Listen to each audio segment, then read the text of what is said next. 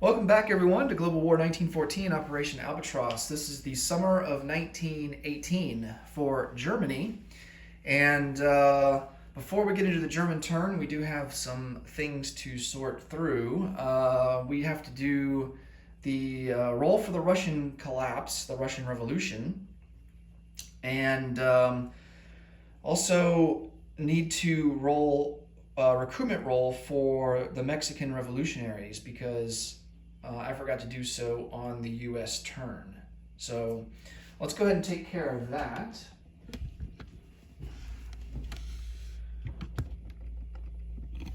All right. So the revolutionaries are going to be at a 5 or less, and that is a miss with a 12. Okay, the Russian Revolution. So we are going to be at a 10 or higher, and I'm going to explain how I got there. So Russia here occupies two territories that are worth IPP. That's East Prussia and Galicia. So that automatically adds 2 to the roll. But we also decrease 4 to the roll to an 8 because it's been 4 turns since we started rolling for the Russian Revolution back in the spring of 1917. And so that's how we get to 8, or how we get to 10 rather.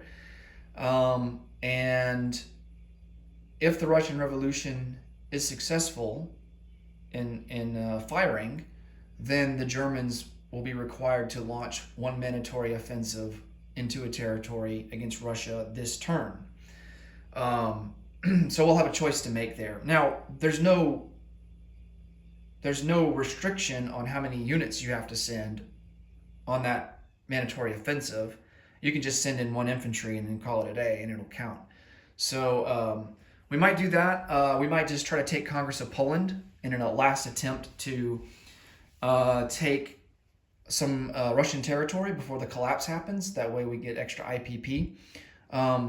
Now, if Russia collapses, we would get East Prussia back. Those Russian troops would be forced to retreat back to Russian home country. And the same goes for the Austro-Hungarians with Galicia.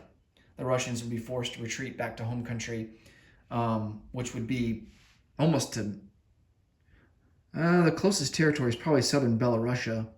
But yeah, they couldn't retreat back to Poland or Ukraine because those two countries would become independent. Ukraine would become controlled by Austria-Hungary. Poland would become controlled by Germany, as would Finland as well.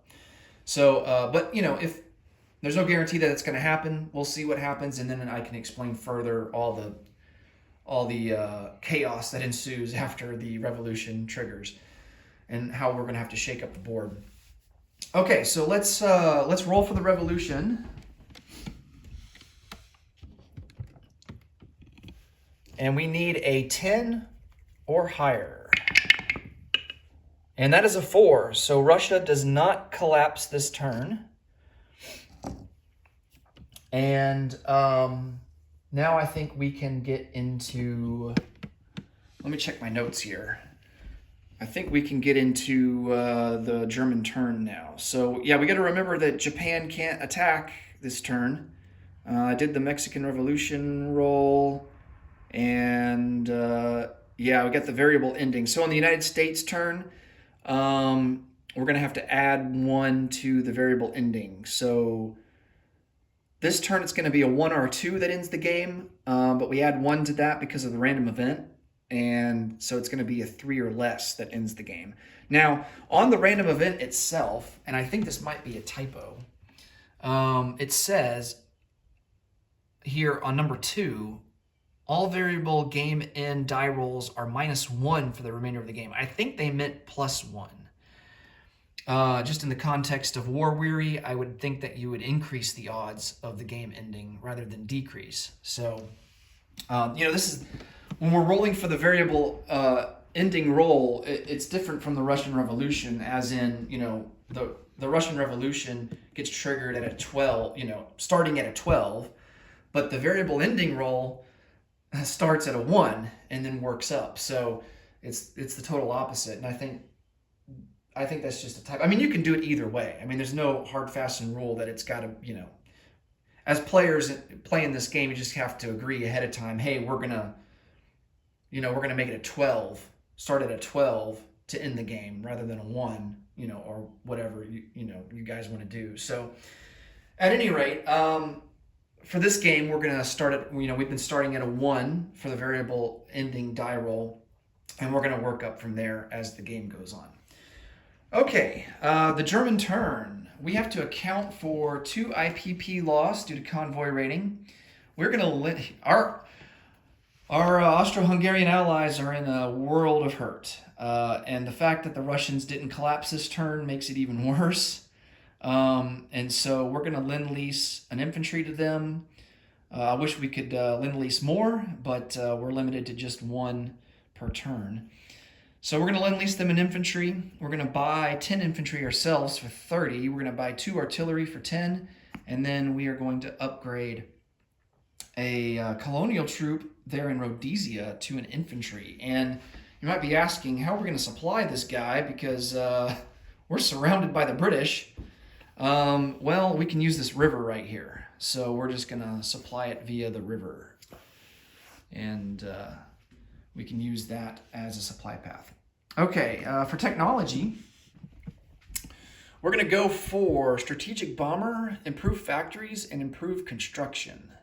And they're all at stage 2, so we're going to try to get to stage 3. And then I got to remember to do the Mexican revolutionary recruitment roll. Well, for the Federales, that is. So I think I'm going to go ahead and do that first. We don't have any movements. We're just trying to hang on for dear life in Mexico at this point. So let's see if we can get some free troops. It's going to be at a 3 or less. And we missed with a 7. All right.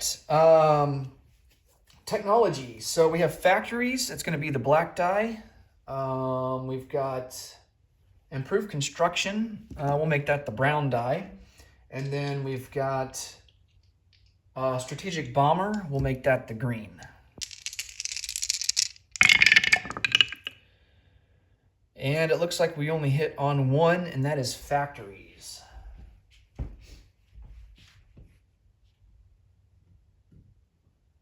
All right, so we do move up to stage 3 for factories, and that will increase our manpower slot availability. So, for instance, I can show you guys here on the map.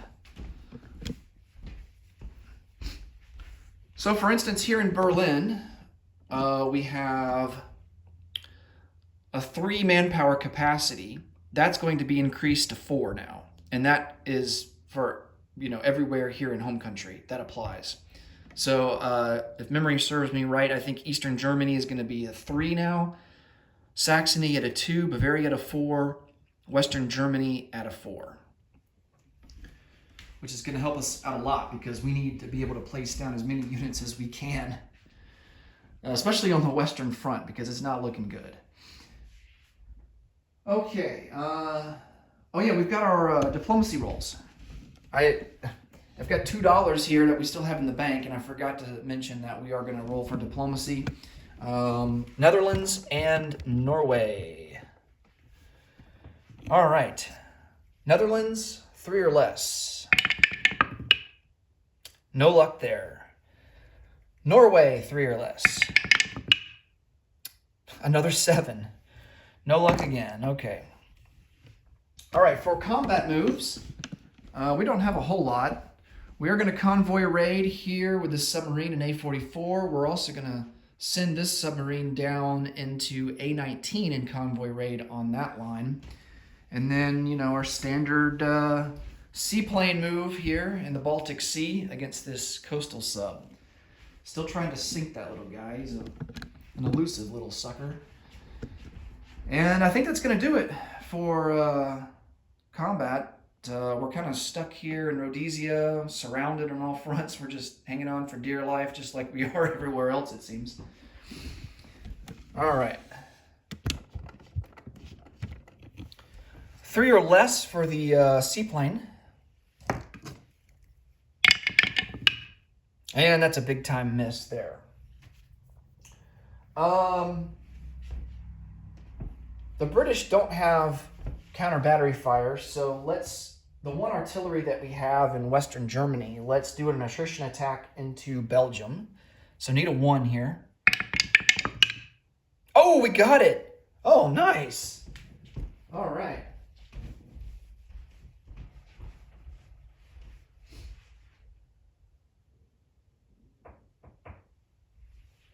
I think Britain is going to elect to lose a trench fighter. All right.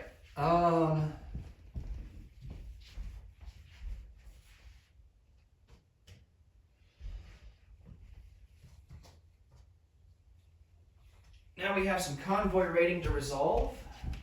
Let's do A44 first. We have one submarine. Of course, the French have a cruiser that's on escort duty there, so he will get to fire back at us. And the British will get to fire back at us at a 1 because they have convoy system. All right, we get +2 to our roll. And that's a miss. 6 to a 5. All right, so no damage. Here's the convoy system roll at a 1. That's a miss. And then and this one's probably going to hurt, but the French cruiser at a 6. Oh, and he misses. All right, so we escape. Excellent.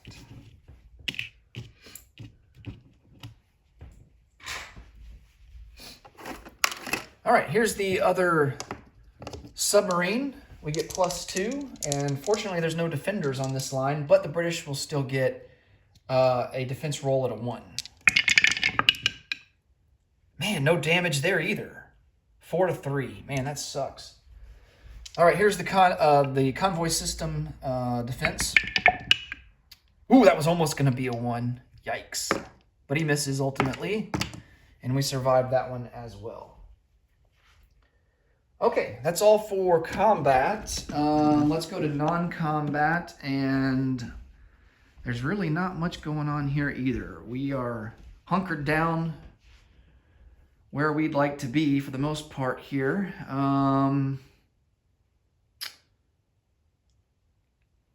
Yeah, I think we can just go and place some units.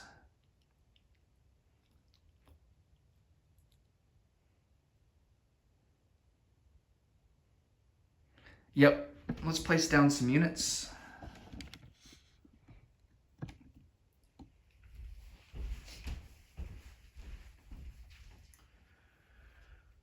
All right, so our Lend-Lease to Austria-Hungary.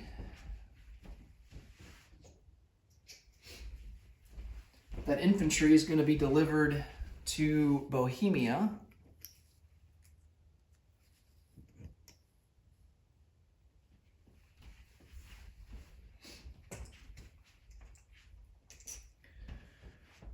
We have our colonial troop upgrade to an infantry in Rhodesia. And that will give us 3 infantry now in Rhodesia.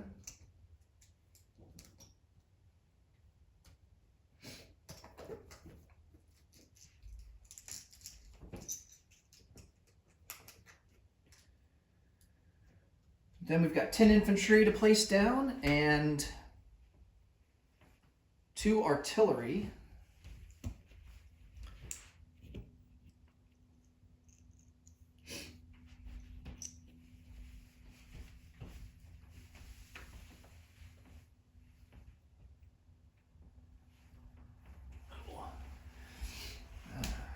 Okay. Oh, let's see.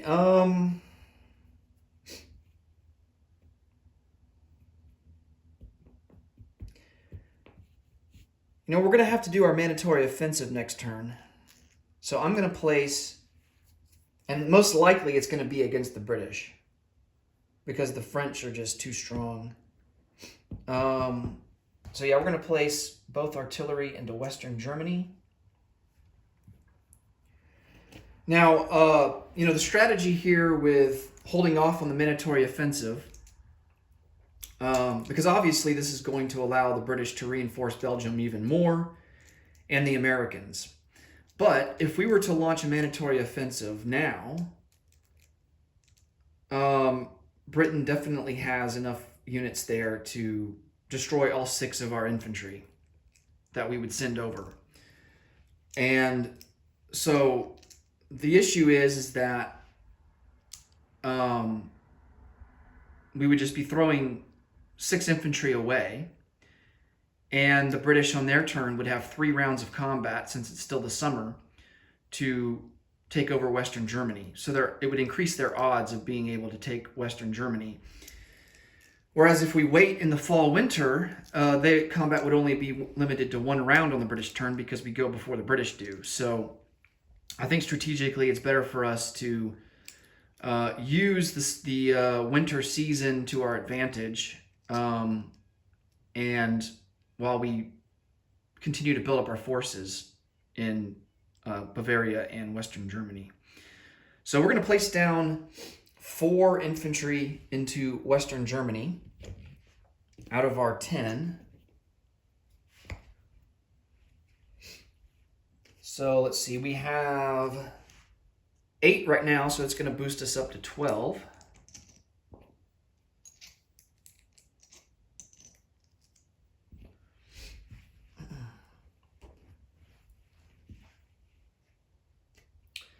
And then in Bavaria, we have 9. So that's going to boost them up to 13.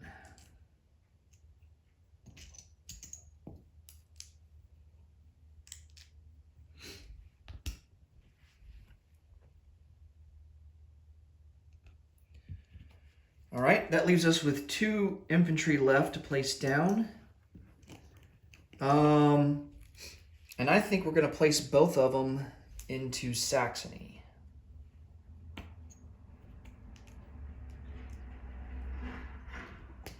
So that will give us 8 infantry in Saxony.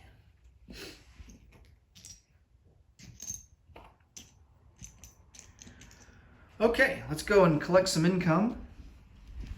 Western Germany is still blockaded, unfortunately, so we don't get bonus for that. We do get a bonus of 3 from trade with Persia, Norway, and the Netherlands. Our base is sitting at 35. And because Norway and Sweden are still neutral, we do get +1 for that. So we get a bonus of +4 on top of the 35, so we will collect 39 and have 39 in the bank for next turn. I think that does it for Germany. Of course, if I've forgotten anything, we will resolve it on the British turn. But for now, that will do it for Germany, and next up will be Britain. Thanks so much for watching. Until next time, take care. Bye for now.